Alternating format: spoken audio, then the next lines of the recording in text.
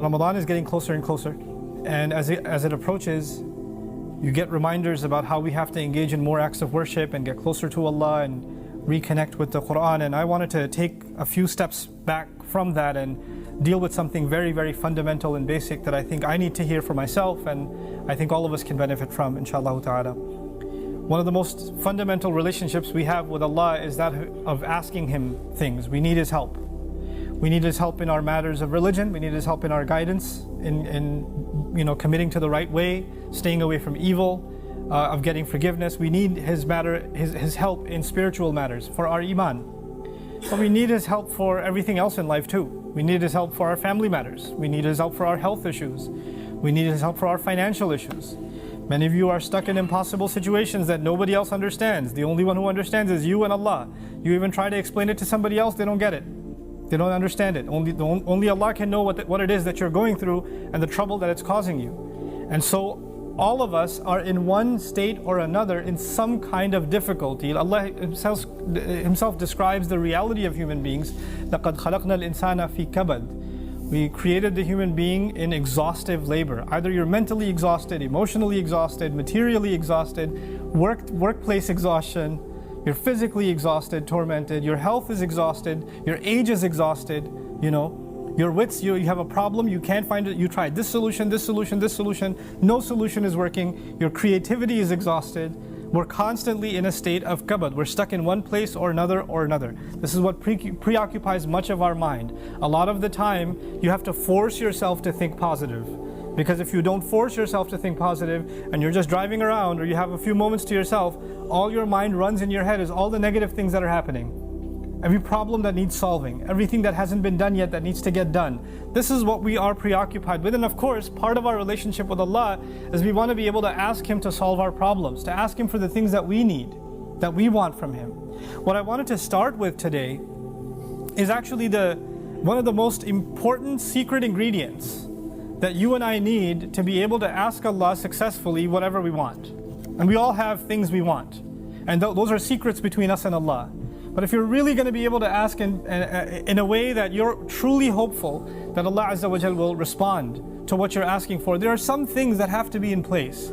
And one of the most important things that the Quran keeps highlighting that has to be in place is that you and I have to ask Allah to forgive us first. You have to ask Him to forgive us first. Before you ask Him anything else that you want or I want, we need to be able to genuinely ask Allah to forgive us. And I'm saying today, people ask, which dua can I make for forgiveness? Or what are the best words I can say for this dua? Or people have duas for separate occasions. So when a woman is expecting, she'll email me or she'll come up to me and say, look, I'm going to have a baby, which dua can I make right now? Or somebody will say, I'm going for a job interview, which dua can I make right now? Right? It was always this, give me the special dua for the special occasion. Let me tell you, those words are important because they're sacred and they're revealed. But the dua for all occasions is actually seeking Allah's forgiveness. The dua to open up all of your problems, get rid of all of your problems, the one dua that takes care of everything is genuinely seeking Allah's forgiveness. Nuh alayhi salam invites his people, for over 9 centuries. He's doing constant da'wah to them. And at the end of that career, he looks back and he summarizes the message that he was trying to give them. Of course, he didn't have one speech with them. He didn't talk to them once or twice. Laylan wa nahara, da'awtu qawmi laylan wa nahara. Night and day. He didn't even take nights off. He's constantly inviting them. And in a surah dedicated to his name, Surah Nuh, the surah of Nuh alayhi salam, he himself summarizes the entire message he was giving his people this whole time. What is it that I want from you? Inni kullama da'awtuhum litaghfira lahum. Every time I was inviting them, I was only inviting them, calling them to this faith, so you could forgive them, Ya Rabb. So you could forgive them. And then literally he says, here's how I invited them. This is what I exactly said to them over and over and over again. Qult, I said, istaghfiru rabbakum. Seek forgiveness of your master. Innahu kana ghaffara. I'll come back to this part later. Innahu kana ghaffara. Certainly Allah is someone who keeps on forgiving and keeps on forgiving and keeps on forgiving. And He does it repeatedly. But what He says after that is so remarkable. He said, you people, and I need you to understand who He's talking to. He's talking to one of the worst nations in history. Nuh alayhi salam is described as one of the worst nations of all the nations.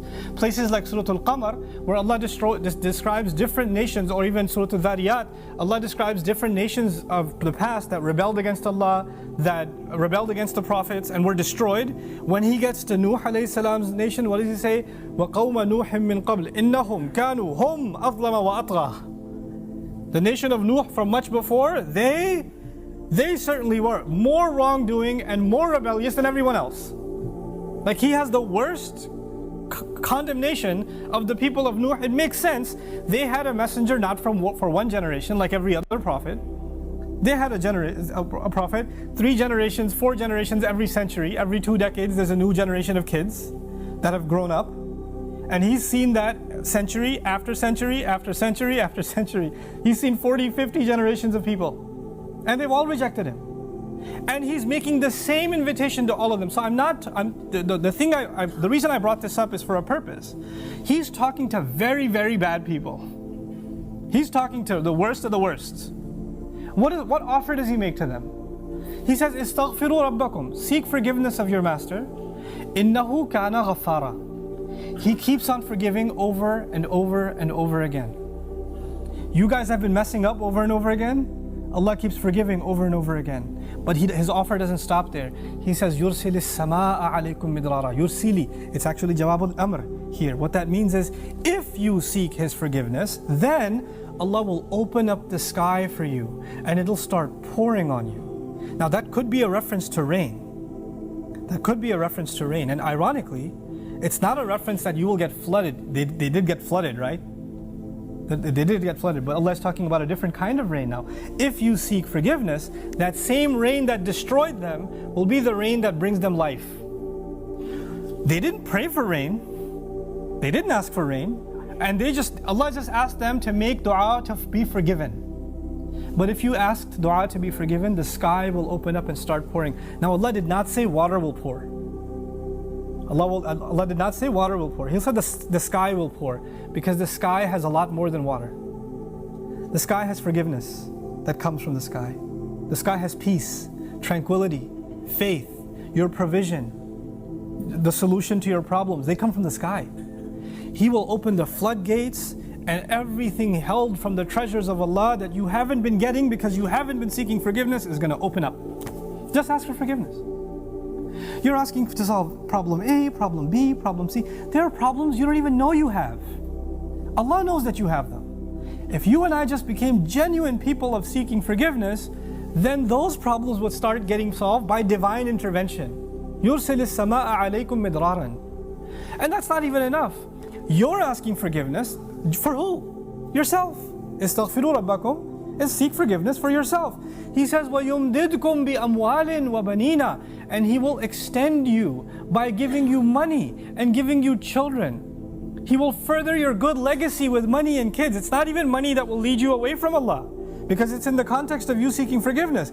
He'll give you good money that will lead to you doing more good and benefit you in this worldly sense and in the akhirah sense. And He'll give you good children that will give you goodness while they're alive. They will respect you, show you love, obey you, make you proud. They will give you happiness when they're alive. And even when you're gone, they'll continue to do good deeds that become a continuous investment for you after you're in your grave.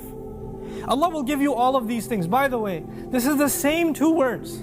Money and children. Later on, وَإِنَّهُمْ عَصَوْنِي وَاتَّبَعُوا مَنْ لَمْ يَزِدْهُ مَالُهُ وَوَلَدُهُ إِلَّا خَسَارًا. They disobeyed me, and they only follow the people whose money and his kids do nothing but cause them more loss. Money and kids are a means of loss.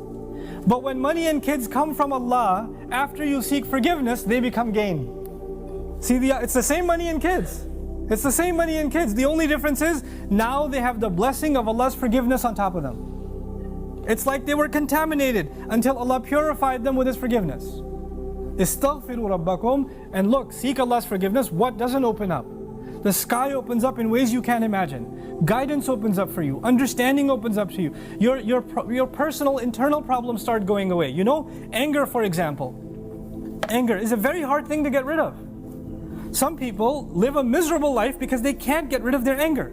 Something is eating inside of them and they're just not able to fight it. So much so that they recognize, I cannot get rid of my anger. And I bet Allah will not forgive me because I'm such an angry person. I'm not able to forgive. Sahaba were really angry at the occasion of Hudaybiyah. What did Allah say about the removal of anger? He said, أَنزَلَ السَّكِينَةَ فِي قُلُوبِ الْمُؤْمِنِينَ. He sent peace, calm, tranquility down from the sky into the hearts of the believers. Calmness doesn't come from you. It doesn't come from you and me. We can't calm ourselves down. Musa's mother was dying of nervousness, of fear when she was putting her baby in the water. And Allah says, لَوْلَا أَرَّبَطْنَا عَلَىٰ قَلْبِهَا. Had we not tied her heart and kept her strong. Allah made her heart strong. She's not capable of that herself. She's too scarred for that. She's too traumatized for that. Allah, there is such a thing as divine intervention that will help you heal. There are sins that you have, tendencies that you have. Some people are very tempted by fahsha. Some people are very tempted by their anger. They can't control their anger. Some people are overrun with greed, constantly thinking about money. They can't even help themselves. The solution to these problems comes from Allah. This is how the sky opens up. The sky opens up for things that are deep inside you, and it comes and it solves that problem inside you. It cleanses you, just like the water cleanses the earth.